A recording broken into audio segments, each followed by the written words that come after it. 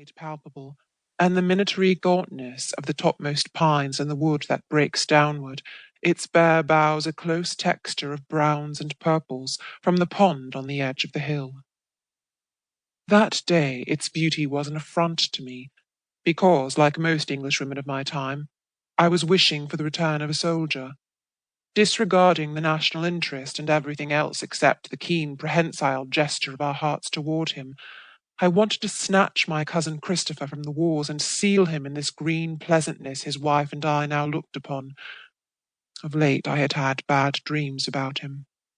By nights I saw Chris running across the brown rottenness of no man's land, starting back here because he trod upon a hand, not even looking there because of the awfulness of an unburied head, and not till my dream was packed full of horror did I see him pitch forward on his knees as he reached safety, if it was that.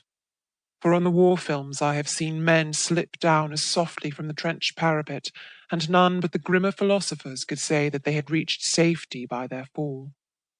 And when I escaped into wakefulness, it was only to lie stiff and think of stories I had heard in the boyish voice of the modern subaltern, which rings indomitable, yet has most of its gay notes flattened. We were all of us in a barn one night, and a shell came along. My pal sang out, "Help me, old man, I've got no legs," and I had to answer, "I can't, old man, I've got no hands." Well, such are the dreams of Englishwomen today. I could not complain, but I wished for the return of our soldier. So I said, "I wish we could hear from Chris. It is a fortnight since he wrote." And then it was that Kitty wailed, "Ah, don't begin to fuss," and bent over her image in a hand mirror, as one might bend for refreshment over scented flowers. I tried to build about me such a little globe of ease as always ensphered her, and thought of all that remained good in our lives, though Chris was gone. I was sure that we were preserved from the reproach of luxury, because we had made a fine place for Chris. One little part of the world that was, so far as surfaces could make it so, good enough for his amazing goodness.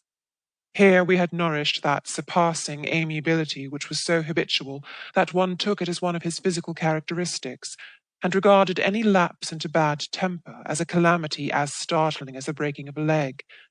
Here we had made happiness inevitable for him.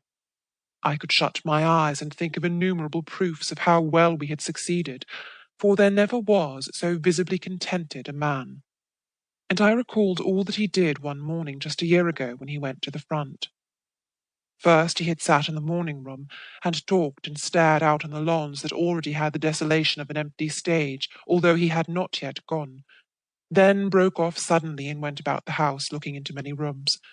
He went to the stables and looked at the horses and had the dogs brought out.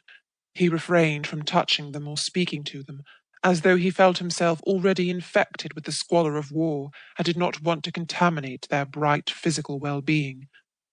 Then he went to the edge of the wood and stood staring down into the clumps of dark-leaved rhododendrons and the yellow tangle of last year's bracken and the cold winter black of the trees. From this very window I had spied on him.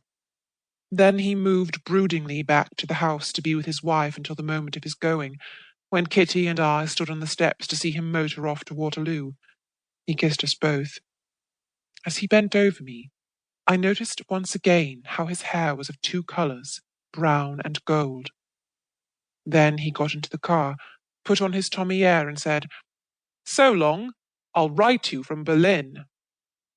And as he spoke his head dropped back, and he set a hard stare on the house.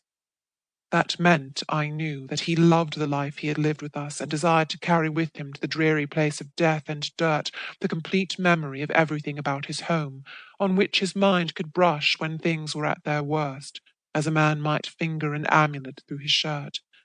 This house, this life with us, was the core of his heart. "If he could come back," I said. "He was so happy here."